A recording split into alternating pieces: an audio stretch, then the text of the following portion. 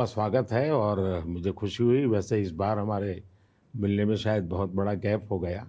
G20 की पहले हमारी काफ़ी बातें हुई थी और आपने देखा होगा कि जी20 एक प्रकार से काफ़ी दाएं-बाएं दाएं-बाएं चल रहा था। अब पूरी तरह उसका जिस हेतु से जी20 का जन्म हुआ, उस पर हम एक मेन स्ट्रीम में ले पाए हैं और शायद आप भी अनुभव करते होंगे। Well, the G20 is way more inclusive, and so it was fantastic to see that India, in hosting it, really raised things like digital innovation and how this South-South collaboration can be far more than just the dialogue with the North. It can actually be a system that improves health. And you know, our foundation is so excited about the positive results that you've achieved here in India that we'll be a partner in trying to take that into many other countries.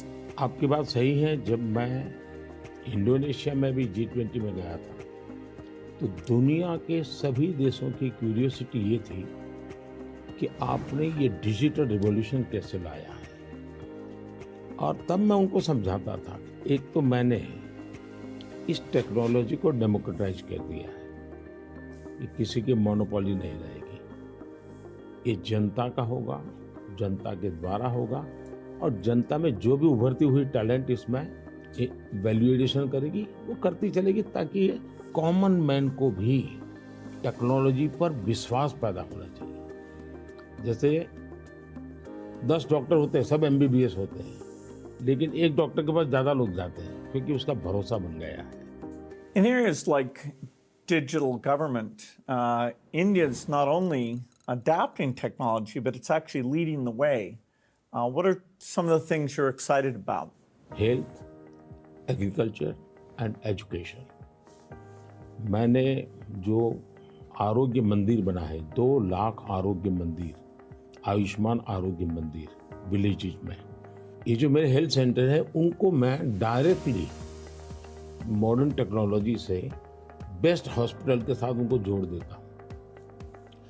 पहले शुरू में उनको लगता था कि doctor तो है नहीं, मुझे देखे बिना कैसे बताता है, लेकिन बाद में उनको समझ आया कि टेक्नोलॉजिकल इंस्ट्रूमेंट और सैकड़ों किलोमीटर दूर बैठा हुआ डॉक्टर भी उनको सही डायग्नोसिस कर रहा है, सही एडवाइस कर रहा है, तो लोगों का कॉन्फिडेंस बढ़ रहा है। जितना बड़ी हॉस्पिटल में होता है उतना ही छोटे आरोग्य मंदिर में हो रहा है। तो ये डिजिटल प्लेटफॉर्म की कमाल है। और दूसरे पर एजुकेशन, मैं बच्चों को बेस्ट एजुकेशन पहुंचाना चाहता हूँ। टीचर की जो कमियां हैं उसको मैं टेक्नोलॉजी से भरना चाहता हूँ। दूसरा, बच्चे का इंटरेस्ट विजुअल में है, स्टोरी टेलिंग में है, तो उस प्रकार के कंटेंट बनाना, उस दिशा में मैं काम कर रहा हूँ ताकि बच्चों को लगना चाहिए। और मैंने कुछ सर्वे किया, मैंने देखा बच्चों को बड़ा मजा आ रहा है। मेरे यहाँ एग्रीकल्चर में भी मैं बहुत बड़ा रिवॉल्यूशन ला रहा हूँ और मैं माइंडसेट बदलना चाहता हूँ। In one of the themes I think India brings to technology is that it should be available for everyone, actually lifting up those who need it the most. जब मैं दुनिया में डिजिटल डिवाइड की बात सुनता था, मैं कहता मेरे देश में मैं ऐसा कुछ नहीं होने दूंगा कि डिजिटल डिवाइड हो। और डिजिटल पब्लिक इंफ्रास्ट्रक्चर ये अपने आप में बहुत बड़ी रिक्वायरमेंट है। आज मेरे यहाँ गांवों तक मैं ये डिजिटल फैसिलिटी पहुंचाना चाहता हूँ, तो मुझे लगता है वो बहुत बड़ा टारगेट ग्रुप है। महिलाएं तुरंत नई चीज़ों को स्वीकार करती है, ये मेरा अनुभव है मेरे देश में। उनके अनुकूल कौन सी चीज़ें मैं टेक्नोलॉजी में ले जाऊंगा तो वो एकदम से एक्सेप्टेबिलिटी बनती है। मैंने एक कार्यक्रम लिया है, नमो ड्रोन दीदी। इसके पीछे मेरे 2 लक्ष्य हैं। एक तो मैं भारत के गांवों में 3 करोड़ महिलाओं को लखपति दीदी बनाना चाहूँ, और वो भी एक गरीब परिवार से। तो मैं एक साइकोलॉजिकल चेंज करना चाहता हूँ। ये छोटी छोटी चीज़ें नहीं, बड़ी चीज़ें करनी है। दूसरा, गांव में महिलाएं मतलब यही काम करेगी, भैंस को चराएगी, गाय को चराएगी, दूध दोहेगी, नहीं, मैं उसके हाथ में टेक्नोलॉजी देना चाहता हूँ। मैं साइकोलॉजिकल चेंज लाना चाहता हूँ। गांव के सब लोगों को लगना चाहिए कि ये हमारे गांव को बदल रही है। एग्रीकल्चर को मैं आधुनिक बनाना, वैज्ञानिक बनाना ये ज़रूरत मैं देखता हूँ। और उसी लिए मैंने ड्रोन दीदी का, और बहुत सक्सेसफुल चला। मैं ड्रोन दीदी से इन दिनों बातें करता हूँ, उनको इतनी खुशी है, वो कहते हैं हमको साइकिल चलाना नहीं आता था, आज हम पायलट बन गए, हम ड्रोन चला रहे हैं। सोचने का तरीका बदल गया है।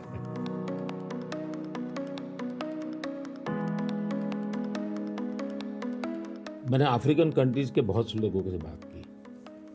मैंने उनको कहा कि मैं इसमें आपकी मदद करने को तैयार हूँ, क्योंकि ये सबको समान अवसर देता है और डेमोक्रेटाइज, ये उसका मेन पॉइंट है, उसको नहीं छोड़ सकते आप।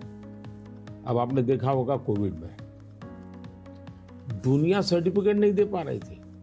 मेरे यहाँ मुझे वैक्सीन लेना है तो मैं कोविन ऐप पर जाकर के कितने डिस्टेंस पर मुझे मिलेगा, कौन सा टाइम स्लॉट मिलेगा, और मेरा सर्टिफिकेट भी मुझे within friction of second मिल जाता था। और कोविन मैंने ओपन सोर्स कर दिया था, कोई भी उसका उपयोग कर सकता है। तो ये मेरा अनुभव, उसका कारण डिजिटली बहुत लाभ हुआ है मेरे देश में। और हम शायद जो इंडस्ट्रियल रिवॉल्यूशंस हुए, फर्स्ट सेकंड, हम पीछे रह गए क्योंकि हम गुलाम थे। ये चौथा जो इंडस्ट्रियल रिवॉल्यूशन है जिसमें डिजिटल एलिमेंट सबसे बड़ा है, और भारत इसमें बहुत कुछ प्राप्त कर लेगा, ऐसा मेरा विश्वास है। Yeah, I think the key point is that the digital infrastructure just gets keeping richer. You know, a lot of people know about the identity system and the digital payment systems, and that the government, by taking virtually all the government payment programs now and digitizing those, that alone saved a lot of money and it created access on a more equal basis. But now as you're moving into the different areas, advice for farmers, registering their land, tutoring for kids, and the health records, connecting all of those, that's kind of a second phase. And we're just at the beginning now of the third phase, where these advances in artificial intelligence will come on top of that and make the value even better. आपने सही कहा, AI का महत्व बहुत है। और मैं तो कभी कभी मजाक में कहता हूँ, हमारे देश में माँ को आई बोलते हैं, माता को बहुत से राज्यों में भाषा बोलते हैं आई। अब मैं कहता हूँ हमारे यहाँ बच्चा पैदा होता है तो आई भी बोलता है, एआई भी बोलता है। वो इतना एडवांस हो गया है। अब देखिए मैं कैसे उपयोग करता हूँ, मैं आपको बताऊँ, जिसको देखकर आपको भी खुशी होगी कि कॉमन मैन कैसे एआई का उपयोग कर सकता है। जैसे मैंने G20 में एआई का बहुत उपयोग किया। मेरे पूरे G20 का परिसर था, उसमें पूरा का पूरा एआई का उपयोग करके सारे इंटरप्रिटेशन की व्यवस्था मैंने एआई से की। मैंने मेरे सभी ड्राइवर्स को मोबाइल फ़ोन पर ऐप डाउनलोड करवा दिया, उसके साथ बैठे हुए गेस्ट उनको करवा दिया।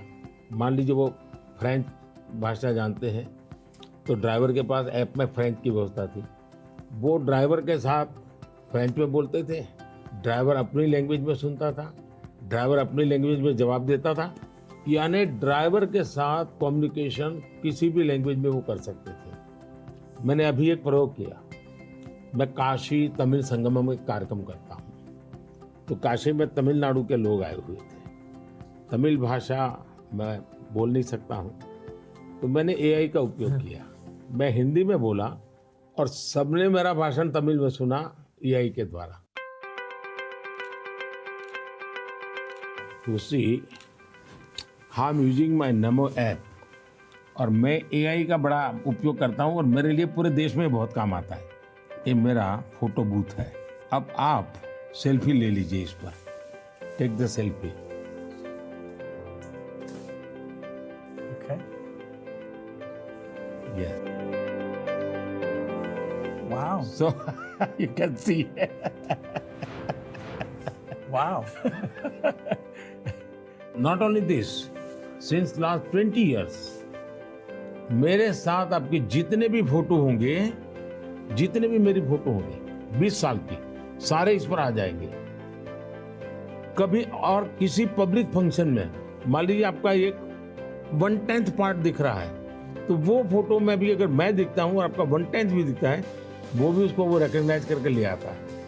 तो आज टेक्नोलॉजी का कैसे उपयोग हो सकता है, और मैं मानता हूं कि इस प्रकार के प्रयोग हमें वैल्यू एडिशन करते हैं। अब पहले क्या होता था, मैं कहीं जाता था, कोई फोटो मांगता था, देते थे।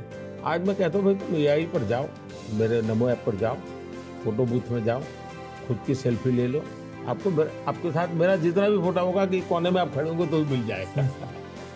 तो हमने थोड़ा रोजमर्रा की जिंदगी में लोगों की मदद करने के लिए उपयोग करना चाहिए। तो मेरी कोशिश होती है कि पहले उसको कंफर्ट लेवल देना, उसको लगना चाहिए हाँ यार ये तो मेरे काम का है। जब काम में होता है तो फिर उसको इनोवेशन करता है, वो नई चीजें जोड़ देता है। I'd love to hear your view on how India sees AI. अगर हम एआई को एक मैजिक के टूल के रूप में उपयोग करेंगे तो शायद बहुत बड़ा अन्याय हो जाएगा। या एआई का उपयोग अपने आलसीपन को बचाने के लिए मैं करता हूँ कि भाई मुझे किसी को चिट्ठी लिखनी है, मैं ड्राफ्ट नहीं करूँगा, मैं चैट जीपीटी को कह दूंगा कि मेरी चिट्ठी ड्राफ्ट करके दे दो, तो ये गलत रास्ता है। मुझे तो चैट जीपीटी के साथ कंपटीशन करना चाहिए, मैंने उसके साथ लड़ाई लड़नी चाहिए कि नहीं तुम ठीक नहीं कर रहे हो, तुम ये शब्द की जगह ये क्यों नहीं लाए। तो मैं एआई से आगे जाने की कोशिश करूं। अब जैसे हमारे यहाँ बहुत सारी लैंग्वेजेस हैं, बहुत सारी बोलियां हैं, मैं एआई को कहता हूं आप इन बोलियों को पकड़िए। मेरे एस्ट्रोनॉट्स को इंट्रोडक्शन के लिए गया था, तो हमारे एस्ट्रोनॉट्स किस प्रकार से काम करने वाले थे, तो रोबोट से मैं बात कर रहा था। मैंने रोबोट से काफ़ी बातें की और मैंने देखा कि मैं अलग अलग टोन में बोलता था, थोड़ा लहजा बदल के बोलता था, और मैं देख रहा था कि वो मुझे प्रॉपर रिस्पॉन्ड कर रहा था। फिर मैंने उसका नाम बदल करके पूछने की कोशिश की, तो फिर उसने रिस्पॉन्ड नहीं किया। तो मैंने कहा आपका एआई, मैंने 3 मिनट 4 मिनट बात किया, अभी तक वो मेरी आवाज़ को रिकॉग्नाइज नहीं कर पाया। जब तक मैं उसका नाम नहीं बोलता हूँ वो मुझे रिस्पॉन्ड नहीं कर रहा। मैं वो चाहता हूँ कि मेरे आवाज़ को सेंस करे, और भले ही मैं उसका नाम न बोलूं लेकिन वो मेरे से बात करे। तो उन्होंने कहा ठीक है विल डू दिस। तो मैं हर बार नई चैलेंज देता रहता हूँ। Yeah, it's early days in AI, and I think everyone who uses it, in the same day you're surprised at how good it is, and you're also surprised at how bad it is. It'll do things you think are hard, and then it'll fail to do some things you think are easy. I started my trip here in Hyderabad, which was a nice occasion because Microsoft is celebrating 25 years in the country, and that's been such a fantastic experience. So I was definitely challenging the team there. Hey, we have to make the accuracy better. And for now, it's like a co-pilot.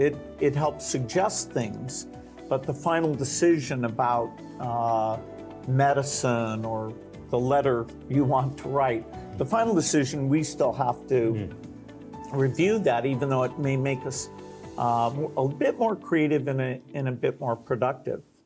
It seems like AI is a huge opportunity, but there's some challenges that come with that. How do you think India will approach that? देखिए AI ने जो challenges खड़ी की हैं, वो मैंने देखा है कि इतनी अच्छी चीज अगर प्रॉपर्ली ट्रेन किया बिना किसी के हाथ में दे दी जाए तो वो मिसयूज होने की संभावना ज़्यादा है।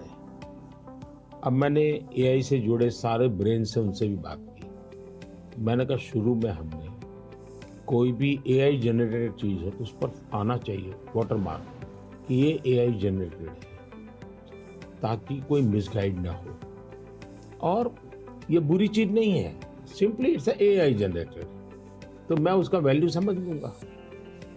डीप फेक भारत जैसे डेमोक्रेटिक कंट्रीज में और इतनी विशाल कंट्री में कोई एक डीप फेक में कुछ भी चीज़ डाल दे, जैसे मेरे ही वॉइस में कुछ ऐसी गंदी चीज़ डाल दे, तो शुरू में तो लोग मान जाएंगे, तो बहुत बड़ी आग लग जाएगी। तो ये जरूरी है कि डीप फेक एआई जनरेटेड और ये सोर्स है, ये आज शुरू के दिनों में, आगे चल करके क्या होगा जरूरत नहीं पड़ेगी शायद, लेकिन ये हमने कुछ डूज एंड डोंट्स उस पर सीरियसली सोचना पड़ेगा।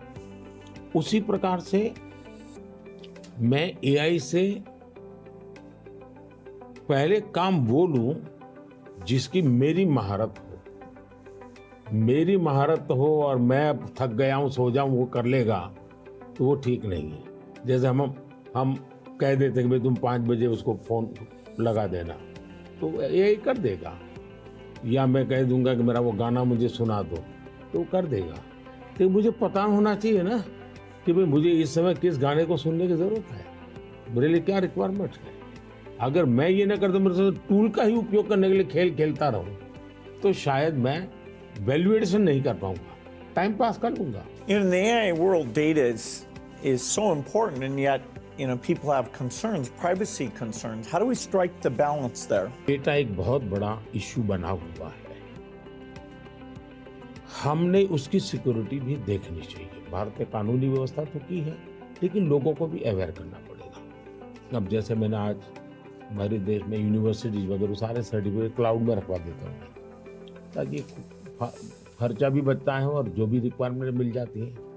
मेरे यहाँ कंप्लाइंसेस की ज़रूरत होती थी, मेरे सारे कंप्लाइंसेस की कोई ज़रूरत नहीं है। आप अपना डेटा एक क्लाउड पर डाल दीजिए, मुझे आपका आइडेंटिटी दीजिए, मुझे जो ज़रूरत है मैं उसमें से ले लूँगा। तो मैं नागरिकों का ईज ऑफ लिविंग के लिए टेक्नोलॉजी का बहुत उपयोग कर रहा हूँ। सर्विसेज के लिए पहले करता था, अब मैं ईज ऑफ लिविंग के लिए कर रहा हूँ। Yeah, data is definitely, it's going to be very exciting that we'll be able to preserve privacy and still learn a lot from the data. Like which crop should you plant? If we get all the data from the farmers without their names, so we don't invade their privacy, but giving better farmer advice, or seeing here in India, the top 10% of teachers are so good, and saying, okay, what are they doing, and how do we spread that to the other people? Or even if there's some new nutrition approach, sometimes it works and sometimes not. And so because you have the medical record, the ability to kind of track and say, okay, this is working very well, or this isn't, we can be a lot smarter without threatening individual privacy. मैं इसको दो तरह, एक हमें common man को भी quality data के लिए ट्रेन करना पड़ेगा। हमारे डेटा में क्वालिटी होनी चाहिए, क्लैरिटी होनी चाहिए। दूसरा, डेटा ओनर को मालूम होना चाहिए कि जो मेरे से डेटा मांग रहा है वो किस काम के लिए मांग रहा है। अगर वो उसके साथ एग्रीमेंट करके उसमें से कमाई करना चाहता है तो उसको अलाउ करना चाहिए कि और पहला, उसको प्रायोरिटी रिसर्च के लिए होनी चाहिए। रिसर्च के डेटा की वैल्यू ज़्यादा ना हो, ताकि वरना रिसर्च बहुत महंगा हो जाएगा। और रिसर्च करने वाले इंस्टीट्यूट ने भी उसको एश्योरेंस देना चाहिए कि तेरे डेटा का मैं जो उपयोग कर रहा हूँ वो इसी काम के लिए होगा, ये ग्लोबल गुड के लिए है, कॉमन मैन के गुड के लिए। तो मैं मानता हूँ दुनिया में कोई भी व्यक्ति इनकार नहीं करेगा। I think it's interesting that some of these digital systems create efficiency by getting rid of the middleman, and that's super beneficial. मैं तो कभी-कभी कहता हूँ कि मैं ऐसी सरकार चलाना चाहता हूँ, एज फार एज मध्यम वर्गीय जो वर्ग है उसकी जिंदगी से सरकार बाहर निकल जाए, उसकी जिंदगी में सरकार की कोई ज़रूरत ही ना हो। जो गरीब है, जिसको सरकार की ज़रूरत है, वहाँ सरकार भरपूर हो। लेकिन जिसको कोई ज़रूरत नहीं, बिना कारण सरकार जा करके उसको कोई ये लाओ, वो लाओ, ये करो, वो करो करती रहती है, तो वो बंद हो जाएगा। और इसलिए मेरी कोशिश यही है कि हमारा प्रयास यही रहेगा कि हम इसको करें। In 2015, one of the great things we did together was you came to Paris for that mission innovation. That was fantastic. Yes. Climate के संबंध में हम दोनों के विचार एक ही प्रकार के हैं और आपने बहुत सक्रियता से भूमिका भी अदा की। तो उस समय ओबामा, आप, मैं और फ्रांस के प्रेसिडेंट हम मिले थे और तब हम लोगों ने डिटेल में चर्चा की थी हम इसको वे फॉरवर्ड कैसे ले जाएं। लेकिन दुर्भाग्य से वो बात ज़्यादा आगे चली नहीं। लेकिन G20 के बाद क्लाइमेट को लेकर एक वातावरण बना है कि भाई सब लोग अपनी अपनी जिम्मेवारी अदा करेंगे। तो जो हमने बीज बोए थे और जिसमें आपकी भी बहुत बड़ी भूमिका थी, वो अब कुछ वटवृक्ष के रूप में सामने आएगा, ऐसा मुझे लग रहा है। मैं समझता हूँ क्लाइमेट एक ऐसा विषय है, जरा खुले में जाकर के हम लोग बात करते हैं।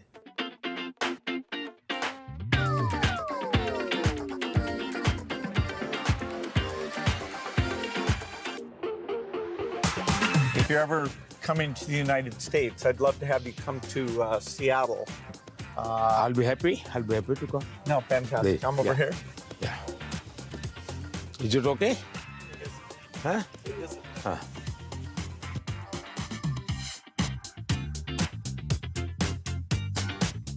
क्लाइमेट को लेकर के हम बात कर रहे थे। भारत, मुझे बहुत खुशी है कि हम रिन्यूएबल एनर्जी के क्षेत्र में बहुत तेजी से आगे बढ़ रहे हैं। सोलर एनर्जी, विंड एनर्जी, हम काफ़ी काम, हम न्यूक्लियर के अंदर काफ़ी तेजी से आगे बढ़ना चाहते हैं।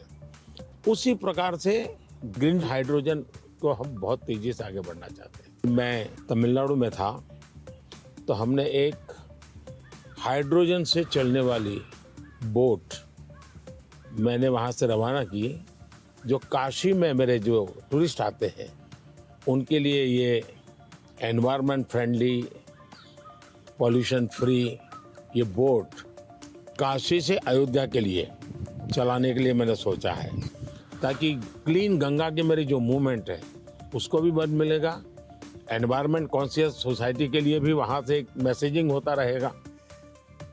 Well, India brings to the climate change a rich history of caring about the environment. How do you see connecting those? हमारे यहाँ रीयूज, रिसाइकल ये हमारे नेचर में है। अब देखिए, ये जो जैकेट है ये रिसाइकल मटेरियल का है, लेकिन ये रिसाइकल मटेरियल की भी विशेषता है। इसकी विशेषता ये है, जो टेलर के यहाँ कपड़े के टुकड़े निकलते हैं ये सारा वेस्ट इकट्ठा किया हुआ है। फिर जो पुराने कपड़े हैं उसको भी इसमें लिया हुआ है, और 30-40% वेस्ट प्लास्टिक बोतल को लिया हुआ है, और उन सबको रिसाइकल करके ये कपड़ा बना है। Yeah, the innovation, both here in India and the world, is coming along. Are the goals that we set, staying below 1.5 degrees, we probably will miss that. Even 2 degrees isn't going to be so easy. And the thing you and I really emphasized in Paris is the need for innovation. If the green approach can be made as cheap or cheaper than the old approach, then the adoption will be very good. If it's more expensive, it's not clear who's going to be willing to pay for that. Should the rich countries pay for that? It's not fair to tell India to slow down, building basic infrastructure just because the West had those emissions. But you'll have to have some adaptation, because there will be some warming, particularly which farmers will have to take into account. मुझे लगता है कि हमने 2-pronged strategy की तरफ जाना चाहिए। एक तो है इनोवेशन, और इनोवेशन में हमारी जो रिक्वायरमेंट्स हैं वो क्लाइमेट फ्रेंडली कैसे हो, नेचर फ्रेंडली कैसे हो, उसमें इनोवेशन हो। भारत ने अभी अपने इस बजट में 1 लाख करोड़ रुपए का कॉर्पस फंड बनाया है, और यंग जनरेशन को हमने कहा है कि आप इनोवेशंस के लिए आइए। 50 साल तक इंटरेस्ट फ्री लोन हम देंगे और आप इनोवेशन कीजिए। 1 लाख करोड़ रुपए का मैंने जो अपकमिंग टेक्नोलॉजीज है, फ्यूचरिस्टिक टेक्नोलॉजी है, उस पर आप रिसर्च करिए, इनोवेशन कीजिए। तो मैं एक तरफ उनको प्रोत्साहित करूँ, लेकिन दूसरी एक बात है जिसको गंभीरता से ले, और ये वो लाइफस्टाइल, और इसलिए मैंने मिशन लाइफ शुरू किया है। और मैं जब लाइफ कहता हूँ तब लाइफस्टाइल फॉर एनवायरनमेंट, क्योंकि हमारी रोजमर्रा की जिंदगी में अगर हम क्लाइमेट फ्रेंडली लाइफस्टाइल स्वीकार नहीं करते, प्रो नेचर हम जीवन नहीं जीते हैं, तो हम बाहरी कितने ही प्रयास क्यों न करें, हम नए नए इनोवेशन करेंगे, नई नई चीजें जोड़ते जाएंगे, हम अपनी जिंदगी को ऐसी कैसे बनाए। अब हमारा मुसीबत क्या है, हमारा प्रगति का आंक क्या, तो भाई कौन सा देश कितना स्टील उपयोग करता है, कौन सा देश पर कैपिटल कितना एनर्जी कंज्यूम करता है, उसके आधार पर उस देश की इकोनॉमी में जा। अगर ये पैरामीटर रहेंगे तो फिर वो इलेक्ट्रिसिटी कंज्यूम करने के लिए कोशिश करेगा, स्टील कंजम्पशन की कोशिश करेगा, फिर स्टील उत्पादन के लिए लगेगा तो स्टील उत्पादन में कार्बन का प्रॉब्लम करेगा। मतलब हमने हमारी सोचने के तरीकों बदलना पड़ेगा। जब सोचने के हमारे पैरामीटर, जिंदगी के पैरामीटर, प्रगति के पैरामीटर हमने क्लाइमेट फ्रेंडली बनाने चाहिए। आज हमारे प्रगति के सारे पैरामीटर एंटी क्लाइमेट है। बिजली कंजम्पशन के आधार पर प्रगति नापी जाती है, स्टील कंजम्पशन के आधार पर प्रगति नापी जाती है। Yeah, I've been interested in your discussions about green GDP. Update me on your thinking. मैं तो कहता हूँ दुनिया को ग्रीन जीडीपी के कंसेप्ट को डेवलप करना चाहिए कि भाई तुम्हारी टोटल जीडीपी में ग्रीन जीडीपी कितनी है, टोटल रोजगार में ग्रीन रोजगार कितने हैं। हम एक नया आखिर टर्मिनोलॉजी बदलनी चाहिए दुनिया की। तो मैं समझता हूँ कि समस्या का समाधान हो सकता है, लेकिन अगर मैं कहूँगा मैं तो जितना उपयोग करता हूँ करूँगा, मैं तो इतनी बिजली उपयोग करूँगा, मैं इतना पानी बर्बाद करूँगा, मैं ये करूँगा।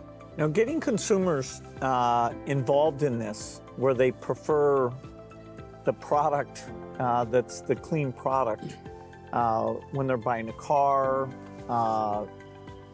when they're buying any product, and changing their food consumption. You know, even if they don't go all the way to be a vegetarian, they can eat less beef and more chicken, or less chicken and more fish. You know, they can moderate a bit, and you know, we know that also has some health benefit as well. Not only that, मैं तो कहता हूँ vegetarian में भी सोचने की improvement जरूरी है। वेजिटेरियन में जैसे मिलेट, मैं यूएन के साथ मिलकर के मिलेट ईयर मनाया। मिलेट का फायदा यह है कि एक तो बिल्कुल बंजर भूमि में मिलेट पैदा होता है, मिनिमम पानी चाहिए, कोई फर्टिलाइजर नहीं चाहिए, और ये सबसे उत्तम प्रकार का फूड है, ये सुपर फूड है। अगर हम मिलेट को प्रमोट करते हैं तो वेजिटेरियन होने के बावजूद भी बहुत सी चीजें हैं जो ज्यादा नुकसान करने वाली है, उसमें भी अगर मिलेट पर शिफ्ट करते हैं तो बहुत फायदा हो सकता है। Yeah, when I was in Odisha, they were talking about how millet had been popular a long time ago, and then it came out of favor, and now there's a joint program with the foundation and the government. It's coming back up, and they even took me to some shops where the women were there showing these very nutritious, and actually they tasted good to me, millet crops. So that's a good message for मैं the देख world. रहा हूँ जी, millet में इतना बढ़िया production आना शुरू हो गया, अच्छी अच्छी कंपनियां मिलेट प्रोडक्ट में आ गई, और एक प्रकार से उसका वैल्यू एडिशन हो गया। मैं और कॉमन अब फैशन हो गई। हमारे यहाँ 5 स्टार होटल में जाइए तो मिलेट का मेनू अलग देते हैं, नॉर्मल वेजिटेरियन फूड का मेनू अलग देते हैं, और ज़्यादातर लोग मिलेट मेनू और उसके कारण मेरे छोटे किसान की इनकम भी बढ़ी है और पानी बहुत बचत हो रही है, तो बहुत बड़ा फायदा होने लगा है। Well, during the pandemic, you know, it was fantastic that the vaccines got invented, and India made a lot of those. Sadly, in many countries, the fear of vaccination and even rumors about vaccines became a big problem. And you had actually very little of that here in India. So I'm curious, how did you manage the communication, and why do you think it came out better here? बहुत ही बढ़िया सवाल आपने पूछा है। एक तो मैंने virus के खिलाफ ये लड़ाई जो है ये हम सबकी है, ये लोगों को प्रशिक्षित करने पर बल दिया। ये वायरस वर्सेस गवर्नमेंट नहीं है, ये लाइफ वर्सेस वायरस की लड़ाई है। ये पहली मेरी फिलॉसफी थी। दूसरा, मैं डे 1 से कम्युनिकेट करने लगा सबसे डायरेक्ट, मेरे देश के लोगों से बात। मैं खुद सारे प्रोटोकॉल पब्लिकली फॉलो करने लगा, सब चीजें पब्लिकली मैं उदाहरण के रूप में जाने लगा लोगों के सामने। फिर मैंने कहा भाई ताली बजाओ, थाली बजाओ, दिया जलाओ। हमारे देश में इसकी बड़ी मजाक करने के प्रयास हुआ, लेकिन मुझे लोगों को विश्वास में लेना था कि भाई हमें ये लड़ाई साथ लड़नी है। जब ये विश्वास बन गया कि हमें अपनी जिंदगी बचानी है और औरों की जिंदगी बचे इसमें मदद करनी है।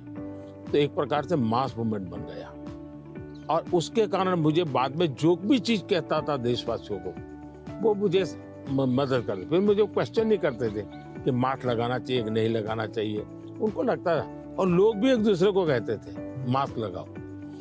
तो ये जन आंदोलन बन गया एंड डेमोक्रेटिक वे में, डंडे से काम नहीं होता है। आप लोगों को एजुकेट कीजिए, उनको कन्विंस कीजिए और उनको साथ लेकर के चलिए।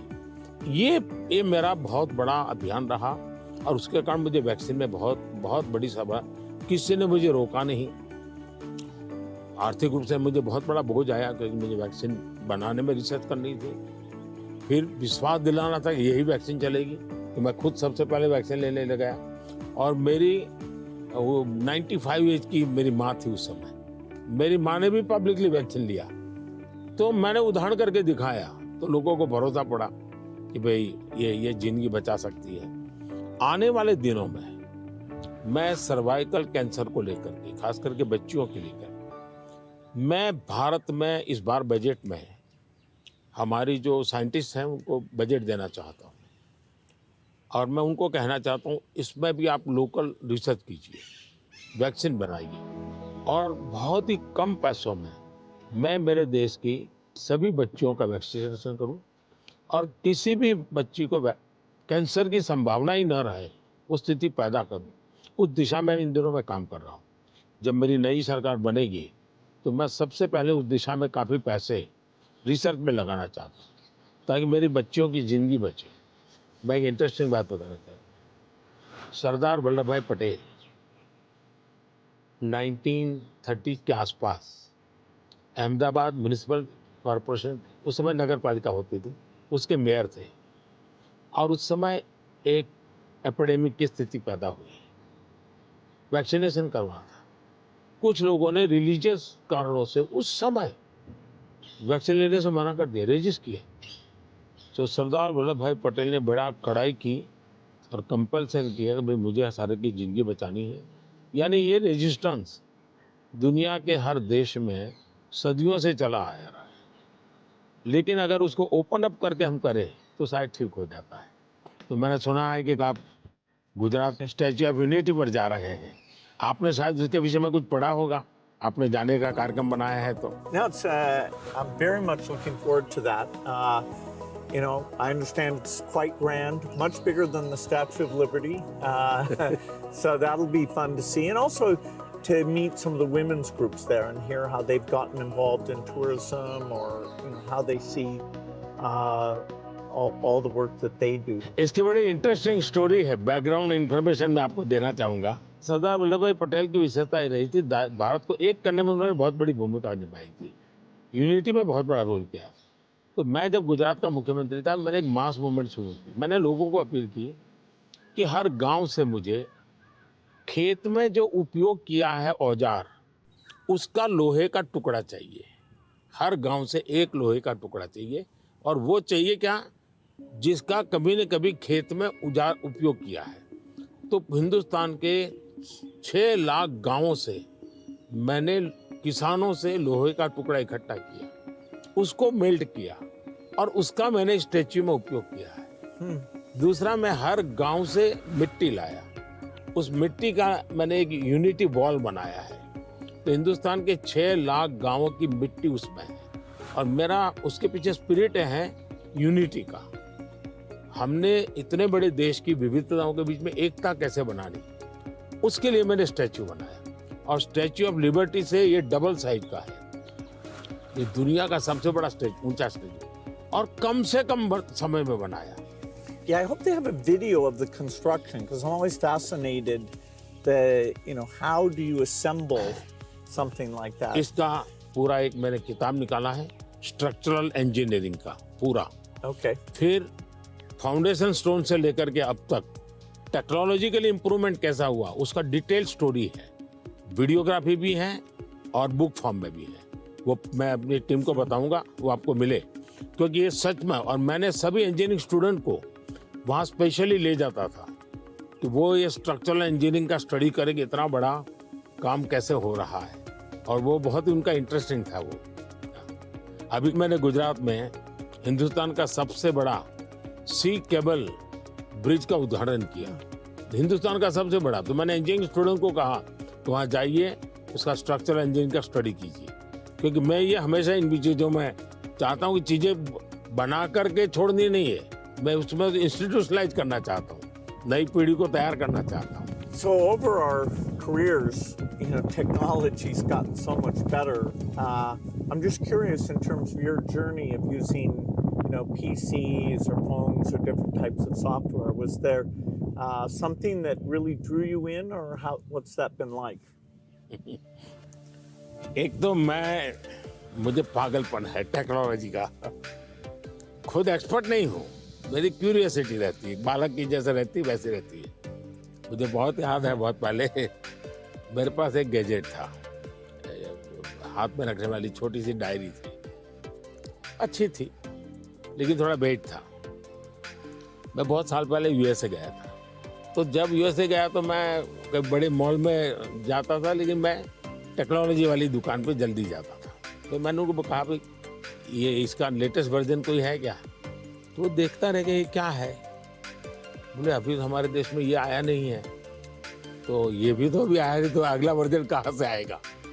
तो मैं इतना एडवांस चीज़ों को ढूंढता रहता था, देखता रहता था, लेकिन मैं टेक्नोलॉजी का गुलाम नहीं हुआ, मैं किसी से बंधा नहीं हूँ।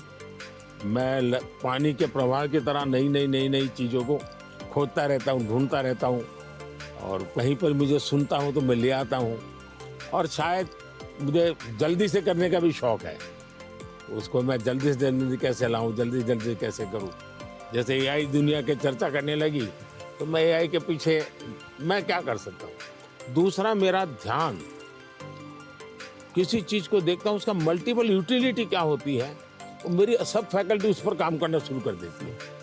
मैं कोई चीज देखता हूँ तुरंत मेरे नहीं ये नहीं, ऐसा करो ऐसा करो ऐसा करो। तो ये शायद मेरा गॉड गिफ्टेड मेरा नेचर है। जो मैं समझता हूँ हमारे जो दर्शक हैं उनको शायद कुछ ऐसी चीजें हैं सुनना बहुत अच्छा लगेगा।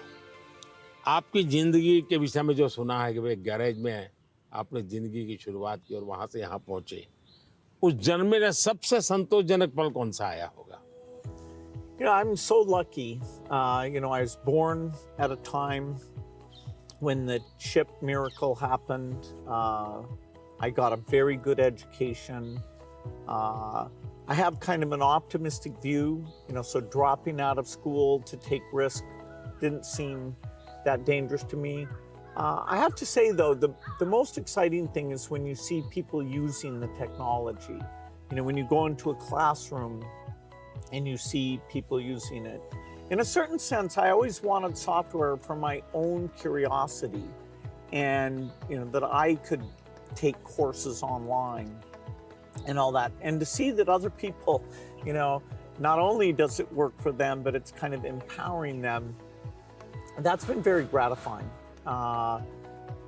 We still have a lot of limitations, but in that event with all the Microsoft India employees, it was kind of a milestone to see, okay, what had been a dream now was a group of brilliant people taking it to the next level. कौन सी किताब होगी जिसने आपको बहुत प्रभावित किया होगा? Well, I think the one, and people are going to read one, is Steven Pinker wrote one called The Better Angels of Our Nature. If you learn about the world, you see all the shortcomings. Children are still dying, and it can actually, the more you learn, it can seem very bleak. But the truth is, we have made incredible progress. More children are surviving. And so we have to both be upset that it's not good enough, but also understand that incredible progress. And so I thought that book really captures that duality in a brilliant, brilliant way. One question I've always wanted to ask you is, you're one of the hardest working people ever, but I'm just curious, when you do want to relax, do you have a game or something that helps you to take time off? मेरे यहाँ relaxation auto pilot है, और वो मेरे जिंदगी को मिली हुई एक स्पिरिचुअल प्रसादी है मेरे गुरुजनों से, जो मुझे बहुत बड़ी ऊर्जा देती है। काम ज़्यादा कर सकता हूँ, करता हूँ, वो मेरा कोई फिजिकल एनर्जी के कारण है ऐसा मुझे नहीं लगता है, मेरे कमिटमेंट के कारण है। मेरे मन में हमेशा एक इमोशनल अटैचमेंट है कि जो मिशन मेरे सामने है मैं उसको जीता हूँ, मैं मिशन के लिए जुड़ जाता हूँ, जो इसलिए मुझे और कुछ दिखता नहीं है। तो एक तो ये वो कारण है। दूसरा, मेरा शरीर का ट्रेनिंग ऐसा हो गया, I can say body training. जैसे मेरी बहुत कम नींद है, मैं लेट नाइट तक काम कर सकता हूँ, मैं आज भी बहुत जल्दी उठ जाता हूँ और मैं हमेशा फ्रेश रहता हूँ। और ये कारण था मेरा, जब एक कालखंड था जब मेरा हिमालयन लाइफ था, तो उसमें एक हमारी परंपरा रहती थी, जो संन्यास्त परंपरा में ब्रह्म मुहूर्त में स्नान करना, तो करीब वो 3:20 3:40 के बीच में होता है सुबह मॉर्निंग में। तो मैं उन चीज़ों से बड़ा आदी बना हुआ था, तो मेरा बॉडी एक प्रकार से ट्रेंड हो चुका है और इसलिए मुझे रिलैक्स करने के लिए कुछ एक्स्ट्रा किसी चीज़ की ज़रूरत नहीं पड़ती। और उसके कारण एक कमी भी है कि मैं कोई एक्स्ट्रा एक्टिविटी जानता भी नहीं हूँ, क्योंकि मैं इसी में लगा रहता हूँ, अपने काम में नया नया करता रहता हूँ। तो ये एक अच्छाई भी है, कमी भी है। Well, we've had fantastic partnership working together, and I see many opportunities to do even more. So look forward to talking again, whether it's the next time I'm here or hopefully I'll see you in Seattle sometime. मुझे बहुत अच्छा लगा और कई विषयों पर ऐसे गप्पे मारने का मौका मिला। वैसे भी जब भी मैं आपके साथ मिला हूँ, मैंने आपका काफ़ी समय भी लिया है हमेशा, क्योंकि आप पूरी दुनिया घूमते हैं, आपके मन में गरीबों के लिए कुछ करना, न्यूट्रिशन में कुछ करना, एजुकेशन में कुछ करना, हेल्थ में करना, ये मैंने फील किया है कि आप मन से कमिटेड हैं। तो मुझे हमेशा लगता है कि आपके पास नए विचार होते हैं, नए, और आज भी आप नए विचारों के लिए उत्साहित होते हैं। आप आराम से जिंदगी गुजारना नहीं चाहते, तो इसलिए मुझे हमेशा आपके साथ बात करना अच्छा लगा है और मुझे हमेशा कुछ न कुछ जानने को मिला है, सीखने को मिला है। और मैं सोच भी नहीं सकता हूँ कि आपका राजनीति से कोई लेना देना नहीं है। मैं पूरी तरह राजनीति में डूबा हुआ व्यक्ति हूँ, लेकिन हमारे बीच में ऐसी वेवलेंथ है कि हम दोनों अगर साल में 4-6 बार नहीं मिलते तो कभी महसूस होती है। लेकिन आज आए, आप समय निकाला, मुझे बहुत अच्छा लगा। मैं आपका बहुत आभारी हूँ। Thank you. Thank you. Sir. Thank sir. Thank you. Thank you.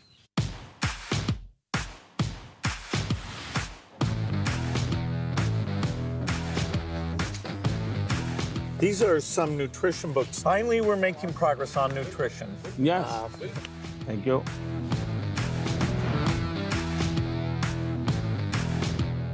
Tamil Nadu में टूटीकोटी, वहाँ पर ये मोती बनाते हैं और एक प्रकार से पर्ल सिटी के रूप में जाना जाता है। बहुत बड़ा काम वहाँ के फिशरमैन करते हैं। मैं गया था, मैंने सोचा आज आपको ये दिखाऊंगा भी और आपके लिए ले जाऊंगा। Very generous. Thanks so much. Bharat में वैसे टेराकोटा एक बहुत पुरानी परंपरा है, लेकिन ये तमिलनाडु का आर्ट है।